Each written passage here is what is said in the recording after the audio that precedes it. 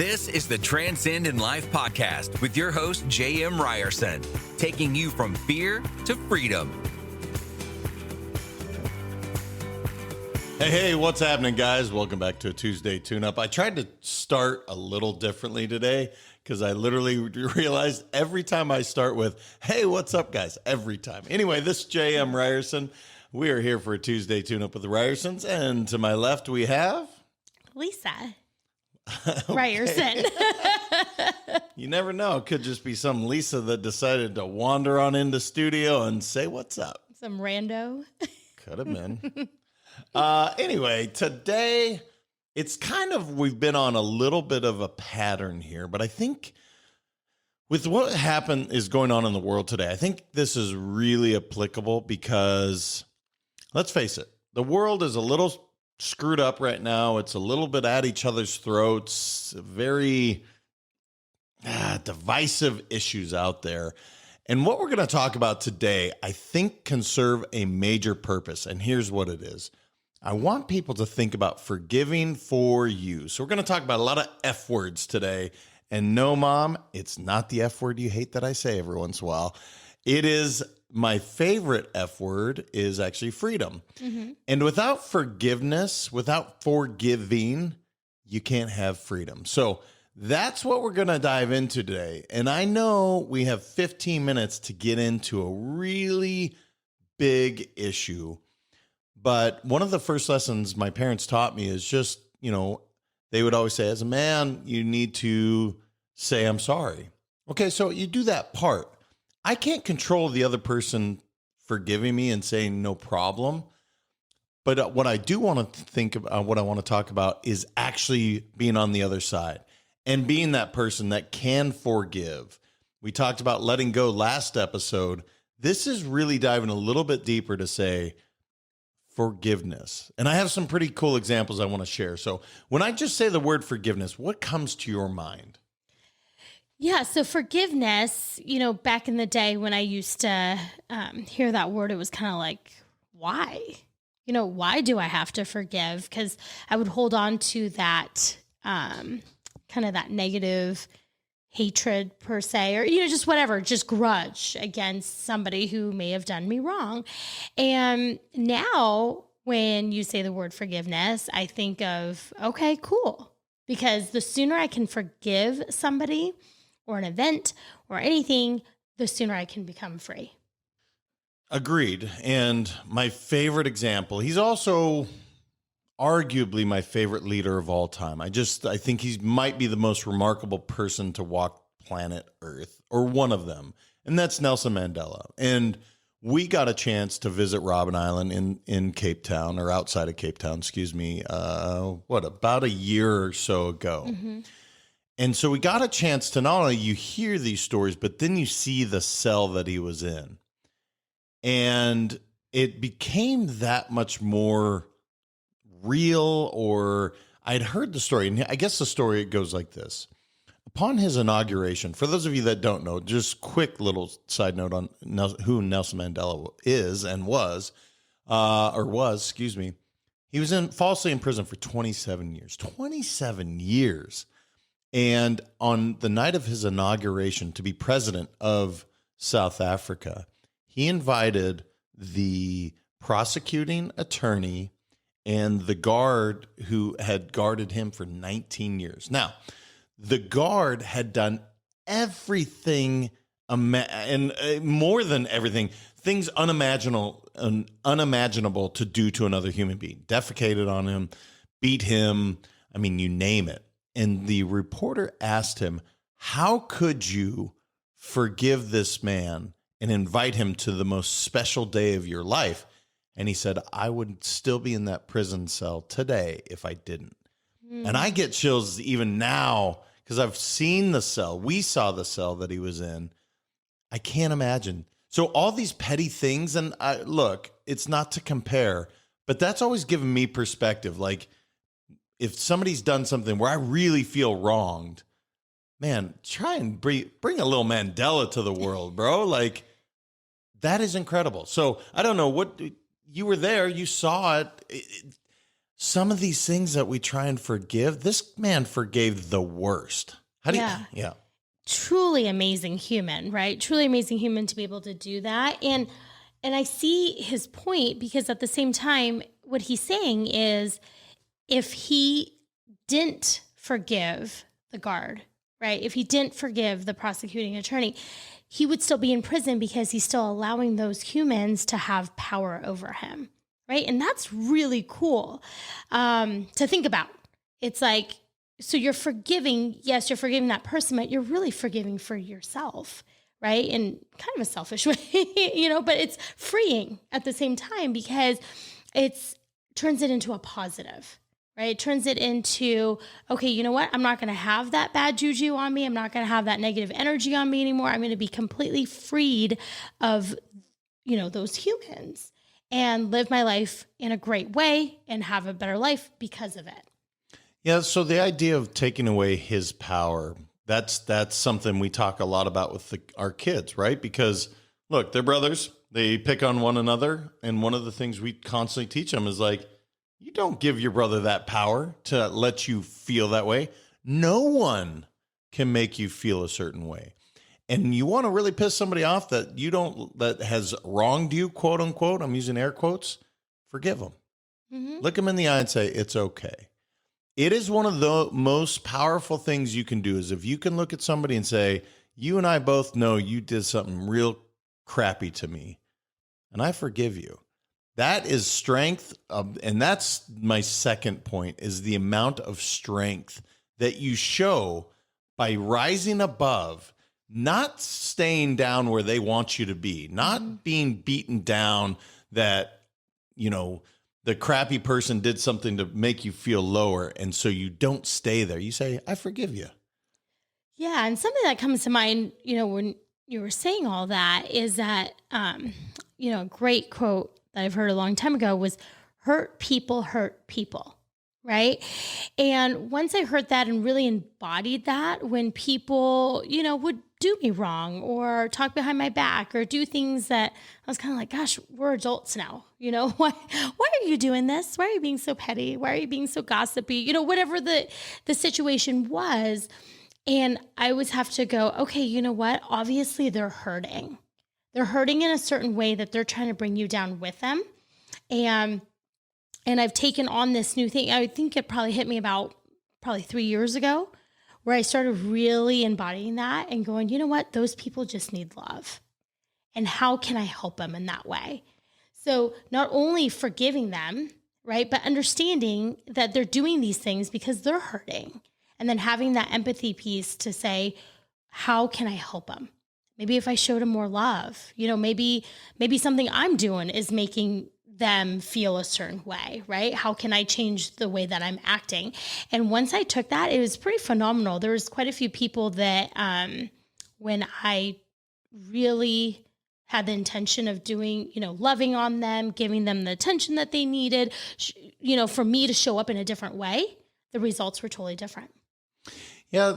What's fascinating to watch is we all struggle with these things daily. And here's a silly example, but I talk about this frequently and you watch it. So when people cut me off on the highway, do I really need to forgive this person? Yes, I do. Because what happens, my initial reaction, that visceral, is, what the blank, man? Why would you do that? I got my kids in the car, and you've taken such a different approach. And I don't know if it ties into forgiveness, but you've almost preemptively forgiven them. And so what's your trick to that? Because you don't have that any longer, and you used to. Yeah. So it's something you are intentional about and you've put into play. So tell everybody kind of what you use. Yeah. So I learned this actually a long time ago. I don't think I've put it into play for, until maybe more recently.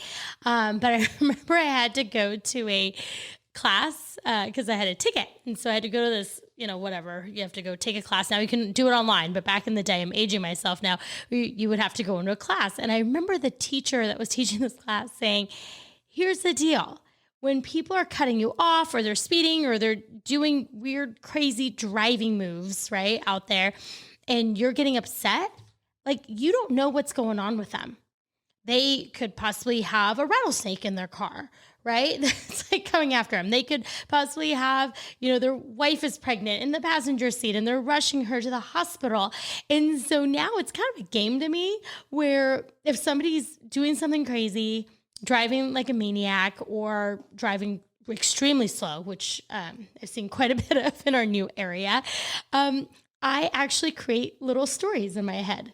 Like, oh, that person's actually falling asleep on the road. Probably not the safest thing for them, but you know what? We're just going to avoid them and move over instead of getting upset with them. Or that person is rushing because they, are picking up their kids late from school. They forgot. Because that's happened to me before. And I'm sure I'm driving like a maniac, down the street. So, I just do little stories and that just helps me, keep my, what was that word? Visceral. That's like one of your favorite words, my visceral reactions. Well, the reason it's one of my favorite words, because that's how you really feel. That's like the boom. That's how I feel. That's raw. That's real stuff. And these tweaks, these tips, these things that we put into play to combat and, again, respond, not react, because the visceral reaction, that's exactly, I'm reacting. I'm not responding. And typically, we don't like the way we react. We can like the way we respond. The last point I have on this, and we talked about a little bit with the freedom part, but healing. I never understood this. And again, thank goodness I haven't been put in this position, but I think it's remarkable when you see these stories where some really heinous crimes have happened. And let's say a mother has forgiven someone that has killed their child. I always used to say, I don't understand it. And I still can never understand it because I've never been in that position. Mm-hmm. But the spiritual side of that, or I always thought that, so it was interesting. I found a quote from Bishop T.D. Jakes, and he said, I think the first step is to understand that forgiveness does not exonerate the perpetrator. Forgiveness liberates the victim. It's a gift you give yourself. And that quote, like literally, it made sense. All of a sudden, I was like, wait a minute. It's not that you're some higher being and like you are just an angel that knows to forgive. They do it for themselves. They're not exonerating the act, but they're also not going to put themselves in prison with that person. Totally. Because you can sit there and be a victim for the rest of your life and be, this person did this to me, blah, blah, blah. And then you're not able to move on with your life, right? You're going to be in prison, just constantly letting that, bury you basically. Yeah. And it perpetuates the crime over and over and over again, making that singular crime so much worse. And it is an interesting, and we talk about this frequently because the victim responsible thing, look, we've both been very blessed in our life. There's no question about it. And some of the people that we've surrounded ourselves with that have overcome things that are almost unimaginable, they have this down. They have this, I'm not going to let that mother, blanker allow them to control my life. And Oprah would be maybe my best well-known example. Like, look, she shouldn't have succeeded the way she did based on, some of the crappy stuff that happened to her. And she rises above it every single day. So much so, and this is why I'm posing it to you because you follow her far more than I do. But she rose above it, and now she can actually do so much more against those, as I call them, heinous crimes. Mm-hmm. Absolutely. She's truly a phenomenal human. No, I just, those are the examples of people where I'm a bit in awe. And again, I feel fortunate not to be put in those positions, but I guess you equip yourself because adversity is going to strike. People are going to wrong you. And maybe that's the last thing. The other thing to keep in mind, and this is assume good intent is something I always call it. Sometimes when you're wronged, quote unquote, the other person, that was not their intent. I don't believe there's a lot of people running around with pure malice in their heart. I just don't think that's the way the world works. There are some shitty people out there, don't get me wrong, but assume good intent. So if somebody does, do something, you can either bring it up or just forgive and say, hey, they had that bad day. They literally aren't equipped with those skills. So I don't know if you had anything else with that, but that comes to mind when I think of this subject. Yeah, there's another quote that that someone once told me, and if you can nail this, I'm still working on it, right? It's tough sometimes for me, but what this person said was, everyone is doing the best they can with the tools that they have. And that took me, I'm still working on that one. And I have to continue to remind myself all the time, because sometimes you're just going, wait, what? Like, how do you not know that, right? That's common sense. Or how do you not have the emotional capacity or intelligence to do A, B, and C? But not everyone's equipped with the same tools, right? We don't all have the same upbringings. We have, different tragedies that have happened in our life. And if you can get that down, I'm working on it, and I can't wait till I can get that down, because I think that will allow me to have more grace when people do idiotic things in my mind, and just say, you know what, they're doing the best that they can with the tools that they have. Yeah. Well, and as we talked about, we are open and not judging this year. That would be one of the things that we're really focused on, because again, that's really our perception, them doing something quote unquote idiotic. Right. That's your perception. To them, it may be perfectly academic and the right thing to do. Right. All right. I would love to hear people's, maybe it's, their process for forgiving, if they have one, because I think it's remarkable when people can do it. And I think if the world, again, tying this back into where we are today, look, there is, with COVID, with the political arena that it's been, so many people that love one another are focused on issues outside of their control and attributing that to the person they love. Screw that, man. Look, you love that person. You don't agree with them. That doesn't mean they're wrong, right? It just means you don't agree with them. So anyway, where can they share how they go through the forgiveness process? Yeah. Feel free to email us anytime at info@letsgowin.com. And then on any of the social media outlets, Facebook, LinkedIn, Instagram, and Twitter at Let's Go Win 365. Look, guys, fear to freedom is the whole part. That's what this podcast is all about. So don't be fearful to forgive. Be free. Love you guys. We will see you next week.